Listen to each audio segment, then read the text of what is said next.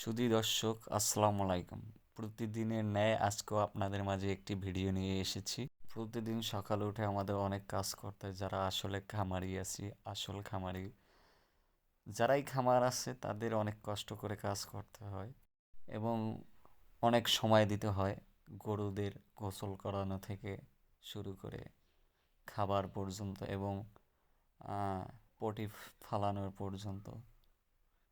অবশেষে পটি ফালানো শেষ, এখন গরুর গোসল চলতেছে। যাই হোক, এদের গরু বলা যায় না, এদের আপন মানুষ বলা হয়। কেননা যারা খামারি হয় তাদের আপন, মানে তাদের সাথে একটা বন্ডিং হয়ে যায়, ঠিক আছে। যাদের খামার আছে, যাদের গরু আছে তারা বোঝেন যে খামারিদের কষ্টের কোনো শেষ থাকে না। কিন্তু তারপরও আপনাদের একটা সাবস্ক্রাইব এবং লাইক পাওয়া যায় না।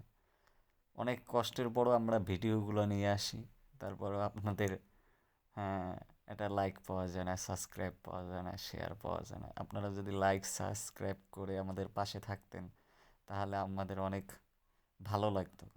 আর কাজ করে ভিডিও করা অনেক টাফ এবং কষ্ট। আশা করি আপনারা আমাদের পাশে থাকবেন এবং নিত্য প্রতিদিন ভিডিও নিয়ে আসবো আপনাদের মাঝে। আসলে খাবারগুলো শেষ, পরিষ্কার করে ফেলেছি, খাবার নিয়ে আসবো একটু পরেই। এই খাবারগুলো দিয়েছি, গরু খাচ্ছে। আসলে গরু বলা যায় না, এদের আপন মানুষই বলা হয়। কেননা ওদের নিয়ে অনেক কষ্ট করতে হয়, হ্যাসেল করতে হয়।